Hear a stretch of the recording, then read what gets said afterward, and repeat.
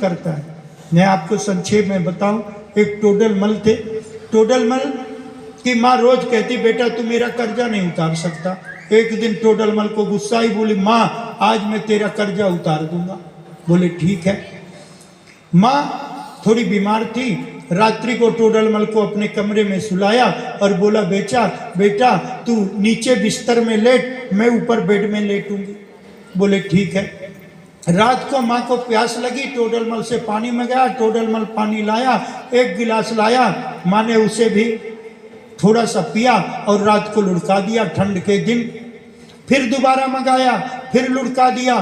तिबारा में टोडलमल खड़ा हो गया, बोले माँ मैं तेरी सेवा नहीं कर सकता, बहुत कर ली। अरे तुम 3 दिन में थक गए, 3 बार पानी लाने में थक गए। उस माँ से पूछो जिसने 9 महीने आपको अपने गर्भ में रखा। फिर अपना दूध पिलाया, रात को बाथरूम का त्याग कर देते, बिस्तर गीला कर देते। माँ रात भर गीले बिस्तर में लेट जाती है और बेटे को अपने छाती में लेटा लेती है कि इसको ठंड ना लगे, और पूरी रात काट देती है। वो माँ जन्म लेते ही मलमूत्र का त्याग बेटा माँ के शरीर पर कर देता है, गोदी पर कर देता है। बेटा गंदगी लगाया हो ना तो पिता एक बार आएगा, पहले तो उठाएगा नहीं, अगर उठा लिया तो ऐसे उठाएगा हाथ कांपते कांपते, और ले जाकर के उसकी माँ के पास पटक देगा, ले संभाल अपने बेटे को। तो पिता ने उतना नहीं किया जितना माँ ने किया। और उसी माँ का हम क्या कभी कर्जा चुका सकते हैं? तो पृथ्वी माँ है, इससे सहनशीलता की शिक्षा ली। हवा से, आकाश वायु, हवा आपसे कुछ नहीं मांगती, परंतु सबको हवा बराबर देती है। ये नहीं सोचती ये बड़ा है छोटा है, ये ज्ञानी है ये ज्ञानी है। ऐसे जल पानी सब पर बराबर कृपा करता है। अग्नि जो भी डाल दो, गंदगी कुछ भी, सबको जलाकर भस्म कर देती है। सूर्य सबको रोशनी एक समान देता है, किसी पर भेदभाव नहीं करता। हम करते हैं कि आप बड़े हैं, ये छोटा है, ये गरीब है, ये अमीर है, ये चौकीदार है, ये प्रधान है, ये सेक्रेटरी, ये भेदभाव हम करते। भगवान किसी पर कुछ भी नहीं करता। कबूतर से शिक्षा ली कि ज़्यादा लालच नहीं करना चाहिए। एक मदारी आया, जाल फैलाया और दाने डाल दिया, सभी कबूतर आए, बैठ गए और उसको रटाया हुआ था कि बहेलिया आएगा, जाल फैलाएगा, जाल में नहीं बैठना चाहिए। जाल में बंध भी गए तब भी यही बोल रहे हैं, बहेलिया आएगा, जाल फैलाएगा, जाल में नहीं फंसना चाहिए, फिर भी जाल में फंस गए। यही हमारी स्थिति है, सुबह से शाम तक चिल्लाते हैं और जो नहीं करना चाहिए वही करते हैं। यही हमारे जीवन का फल है। चंद्रमा को माना, सूर्य को माना, अजगर को माना। क्यों कहते हैं अजगर करे न चाकरी, पंछी करे न काम, दास मलूका कह गए सबके दाता राम। अजगर जैसे खा पी लो, एक जगह पड़ा रहता है, जो प्रभु देगा सब ठीक है, ऐसे संतोषी होना चाहिए। समुद्र से शिक्षा ली, गंदी नाली मिल जाए या गंगा जल मिल जाए, सबको बराबर स्थान देता है। भ्रमर से शिक्षा ली। और महाराज हाथी से, हाथी 1 वर्ष में 1 बार भी पत्नी प्रसंग करता है, दोबारा नहीं। इसी प्रकार हाथी से शिक्षा ली कि काम क्रीड़ा भी समय समय पर करें। और मधु हरता, मधुमक्खी से, मधुमक्खी शहद जोड़ती है और उसका स्वाद संसार लेता है। इसी के प्रकार पुरुष कमाता है, पूरे परिवार को खिलाता है। मछली से शिक्षा ली। पिंगला नाम की वैश्या थी, उससे शिक्षा मिली क्या? वो रोज किसी पर पुरुष का इंतजार करती थी। एक दिन सुबह से शाम हो गया, वो आया नहीं। वो बेचारी लाइन में खड़ी, अब आएगा अब आएगा अब आएगा, आए नहीं। तब मन में प्रतिज्ञा की कि जितना मैं प्रतीक्षा इसकी करी, अगर इतनी भगवान की करती तो मुझे भगवान भी मिल जाता। और उस दिन से उसने भगवान की प्रतीक्षा करनी शुरू कर दी, पर पुरुष की प्रतीक्षा करना छोड़ दिया। उसका जीवन सुधर गया। इस तरह से कुकरी से ज्ञान कुकरी नामक पक्षी से ज्ञान प्राप्त किया। बालक से ज्ञान प्राप्त किया कि बालक किसी से कोई ईर्ष्या द्वेष नहीं करता, न कोई अपना पराया करता, जैसा जिसके साथ हो वैसा ही रहता है। अकुमारी कन्या से, एक कुमारी कन्या, उसके घर में कोई आया था मेहमान, और उस कन्या के घर में भोजन नहीं था तो धान कूटने लगी। उसने पहनी हुई थी 4 चूड़ी, चूड़ी खंड खंड बजे, पहले एक उतारा, फिर कूटा, फिर बजी, फिर उतारा, फिर कूटा, केवल एक चूड़ी छोड़ी, कूटा तो बजना बंद। एक ही साधे सब सधे, सब साधे सब जाए, जीवन में एक को मानो, एक की पूजा करो, तब करो, तभी जीवन सुधरेगा। 10 तरफ भागेंगे। ये स्वामी जी अच्छे हैं, चमत्कार कर देते हैं, आज इसके पीछे, कल उसके पीछे, परसों उसके पीछे, आज ये भगवान सिद्ध हैं, ये सब कुछ देंगे इसके पीछे। अरे जिसको मानोगे उसी में वही भगवान आ जाएगा। भाव आपका प्रधान होना चाहिए।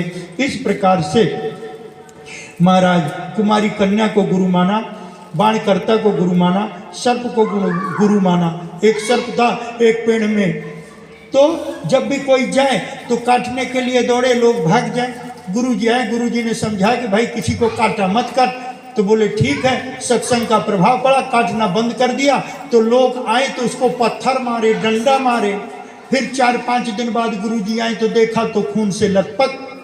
तो बोले कि भाई ऐसी दशा क्यों हुई? बोले आपने कहा कि काटो मत, मैंने काटना बंद किया सो ये हालत हो गई।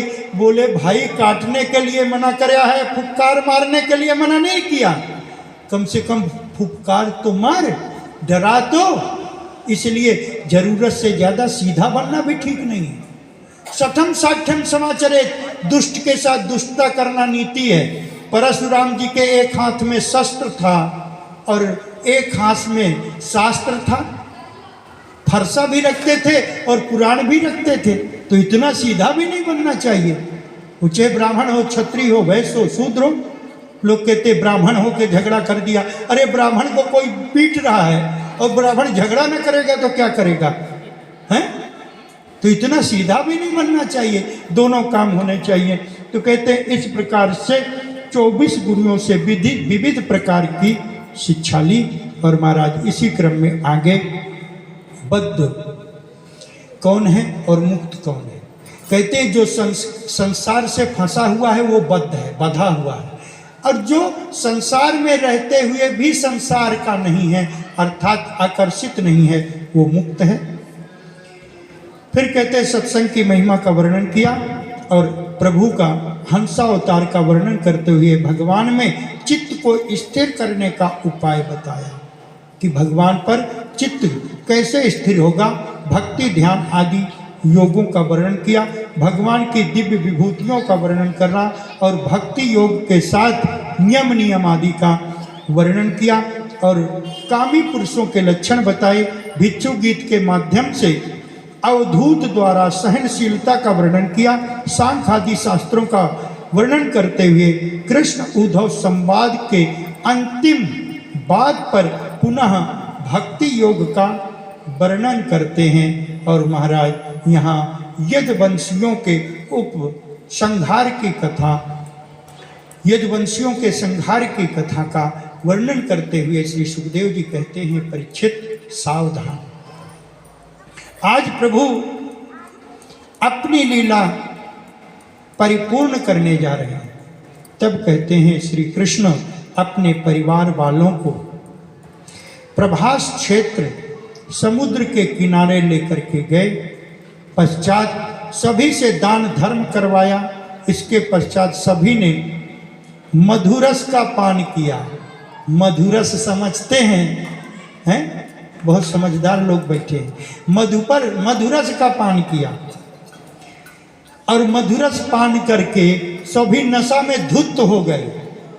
और महाराज वो जो थी ना मुसल, सांप के पेट को चीरा, मुसल को निकाला और महाराज उन्होंने सोचा कि खतरनाक चीज है, तो जमुना जी में जाके घिसते घिसते घिसते उसको पूरा घिस डाला। छोटा सा टुकड़ा जो पकड़ में नहीं आता था वो बचा था, उसको फेंक दिया जमुना जी में। और जो घिसा हुआ था उसको सब पानी में बहा दिया। उससे रेणुका नाम की घास उत्पन्न हो गई जमुना जी में और उस टुकड़े को मछली ने निगल लिया। एक बहेलिया मछली को पकड़ा, पेट चीरा तो टुकड़ा निकला, सो उसको अपने बाणों में लगा लिया, बाण के आगे नोक पर। और महाराज सभी यदुवंशियों ने क्या किया कि मधुरस पी के पागल हो गए और वही रेणुका नाम की जो घास थी सब उखाड़ कर एक दूसरे को मारने लगे और इस तरह से लगभग सभी यादवों का संहार हो गया, क्योंकि ब्राह्मणों का ऐसा श्राप था। बलराम जी भी अपनी शेष स्थिति में जमुना जी में गए और अपनी शेष स्थिति में पहुंच करके अपने शरीर को शांत कर लिया। और महाराज इसी क्रम में देवता भगवान के पास पुनः आए तथा श्री कृष्ण प्रार्थना की। भगवान श्री कृष्ण आज पीपल के वृक्ष के नीचे बैठे हैं। उद्धव को प्रभु ने विदा किया। उद्धव ने कहा कि मैं प्रभु आपके बिना नहीं रह सकता हूँ। बोले जिस संसार में मेरे धर्म का प्रचार प्रसार कौन करेगा, ये संसार में मेरी कथा का प्रचार कौन करेगा, कौन बताएगा, इसलिए तुम यहीं रहो। और महाराज छोड़ दिया और महाराज प्रभु बैठ गए, दाहिना पैर चढ़ाया। भगवान के पैर में पद्म का निशान था जो दूर से चमकता था मृग के आंख के समान। बहेलिया ने आया शिकार करने, दूर से देखा, सोचा मृग है, मृग की आंख समझ करके तीर संधाना और तीर छोड़ा, जाके भगवान के पैर में लग गई। जब देखा पैर में लग गई, दौड़ करके भगवान से क्षमा याचना करने लग गया। भगवान ने कहा कि बहेलिया चिंता मत कर, तू कोई और नहीं है, पूर्व जन्म का बाली है और तुमने बदला अपना ले लिया, कोई बात नहीं, बिल्कुल चिंता करने की जरूरत नहीं, ऐसा ही होना था। और भगवान ने बहेलियों को मुक्ति प्रदान करी, मोक्ष प्रदान करी। और इस प्रकार प्रभु देखते ही देखते अपने स्वधाम चले गए। और महाराज यहाँ पर अर्जुन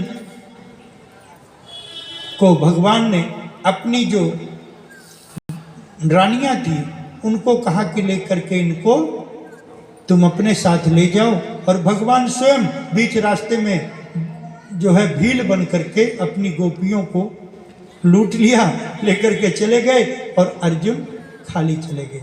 और जो द्वारिका वासी थे सबको ले जा करके गोकुल में रातों रात प्रभु ने पहुंचा दिया। और देखते ही देखते ये जो द्वारिकापुरी है समुद्र में डूब गई। बोल भक्त वत्सल भगवान की। इस प्रकार से प्रभु का बयान हो गया।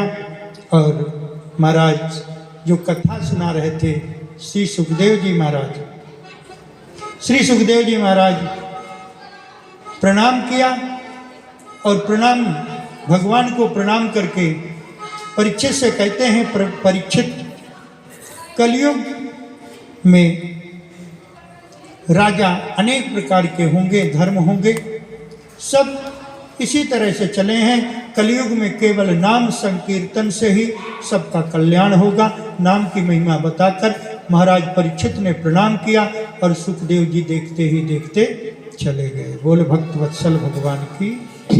आइए सुखदेव विदाई के क्रम में हम भगवान के सुंदर भजन और प्रणाम करते हुए सुखदेव जी के विदाई का पूजन करेंगे और आगे कार्यक्रम को बढ़ाएंगे।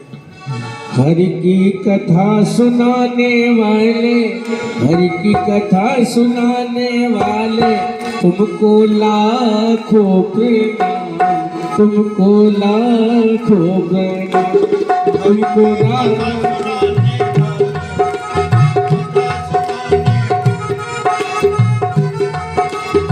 लाखों प्रणाम, तुमको लाखों प्रणाम, तुमको लाखों प्रणाम, तुमको लाखों प्रणाम।